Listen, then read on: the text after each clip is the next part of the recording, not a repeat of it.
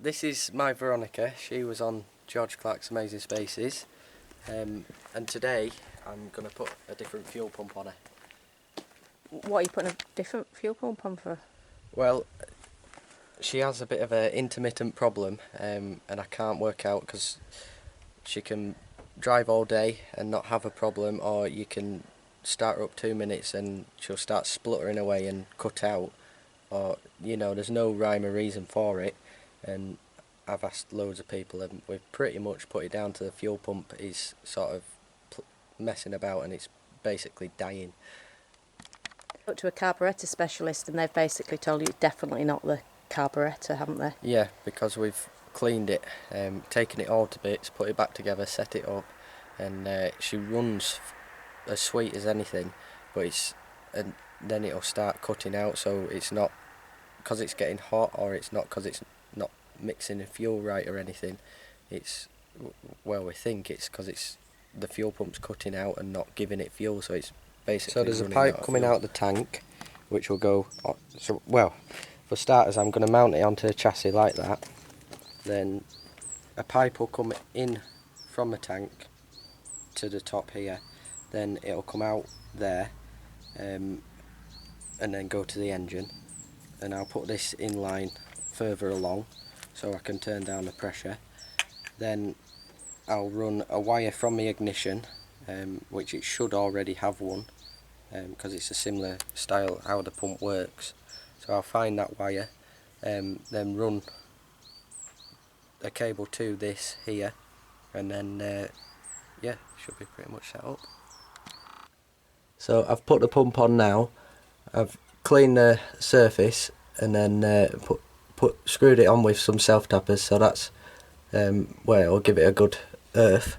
And then the positive wire, which is here, so I have to run that now, and I've put the pipe coming from the fuel tank in there, and then it comes out here and runs all the way along to the engine. Get it fit, Billy?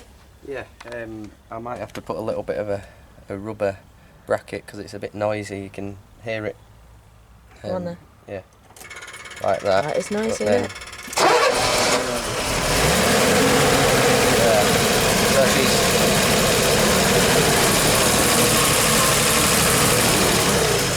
So she's running a bit rough at the moment, so But it's running better. So we've got it. Yeah. So it's running better. Or you've got it. Yeah. But it's too noisy at the moment with that. Yeah. So I'll sort that out. But when we had the initial problems, we thought it was to do with the carb. So basically messed about with the carb and changed all the settings. Right. And obviously that must have been wrong. Yeah. So we messed up a little bit. But yeah.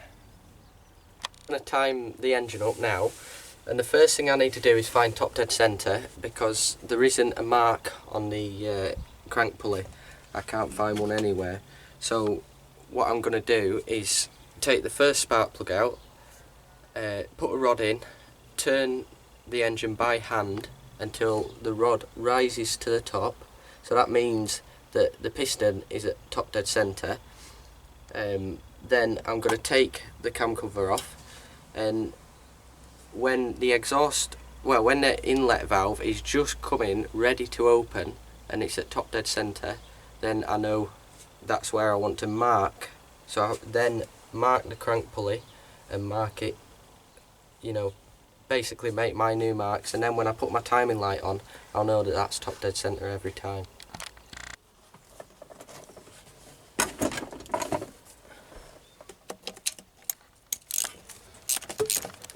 I'll lift the rocker cover off now.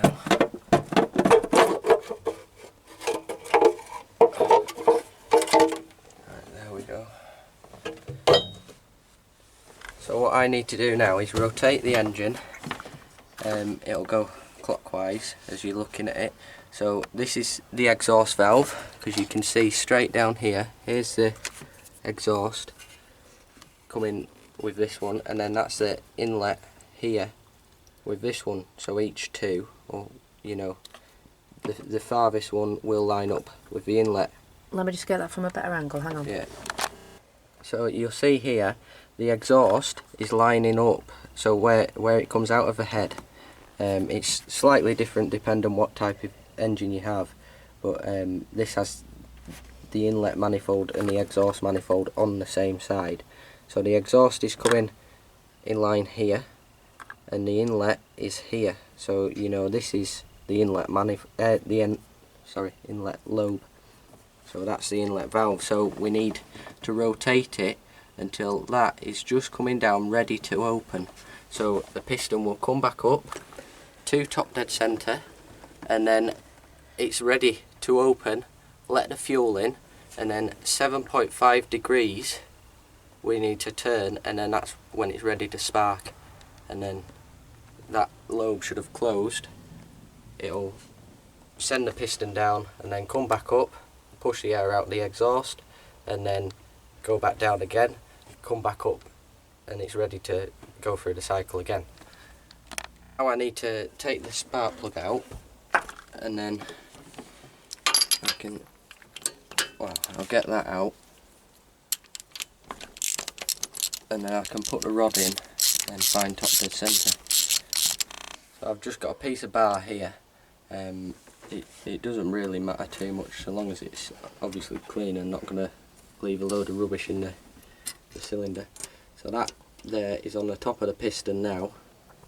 So when I rotate it, if I can get in.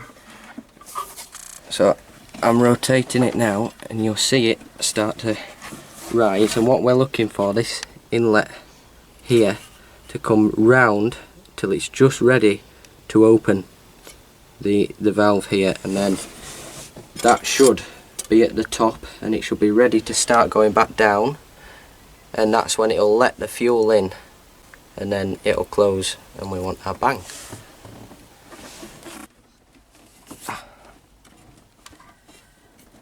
Not the easiest thing to turn. What are you turning down there?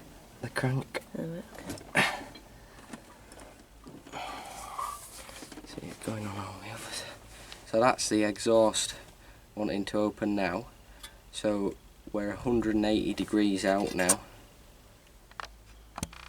The rod is at the top now, so we know the engine's at top dead centre, and this valve for the inlet is just about to open, so we know that's right as well. Now I can mark, and I've got a bit of Tipex, just mark a little dot on the cam cover and a little dot on the actual pulley, so I know that I can point it to basically the dot on the cam cover, and then each time the crank spins round and the light flashes, it'll light up the other one on the pulley, and I'll know when they're bang on, and it'll show if they're slightly out. So if the timing's out, it'll be one way or the other. So then I adjust the distributor cap, the whole distributor, and you'll see it move back and forth, and I'll work out where the timing's right, pretty much. So I'm putting it back together now, ready to time it. That's me pretty much finished there, so I can put the plug back in and the cam cover on, and then I can set my timing gun to it's 7.5 degrees at 800 RPM, so I can set all that right. And you have to take the little vacuum pipe off the can't pronounce it, distributor, can't say it properly. Yes, you need to take the vacuum line off a distributor here, so that's that little unit there. You just take the pipe off like that, just pull it off, and then you time it, and then once you've finished doing that, you put it back on.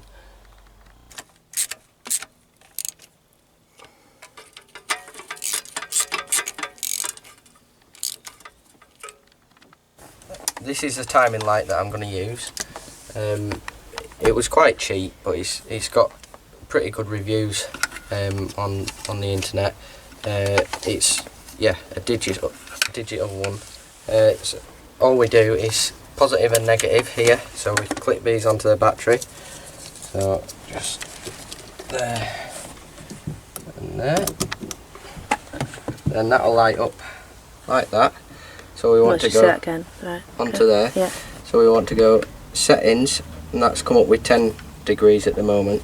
So we want to, this wants to be 7.5 degrees. So we change that down like that.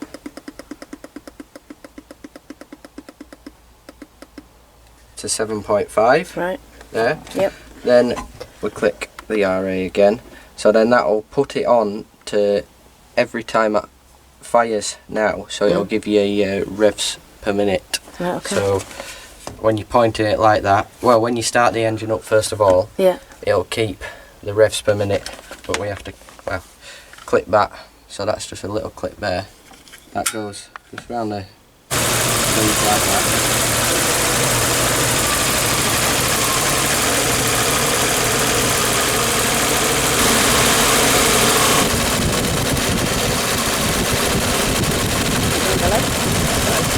Timed at 7.5 degrees, that's what all the LT owners say. Right. So I've done that, and yeah, she's just not quite sweet enough yet.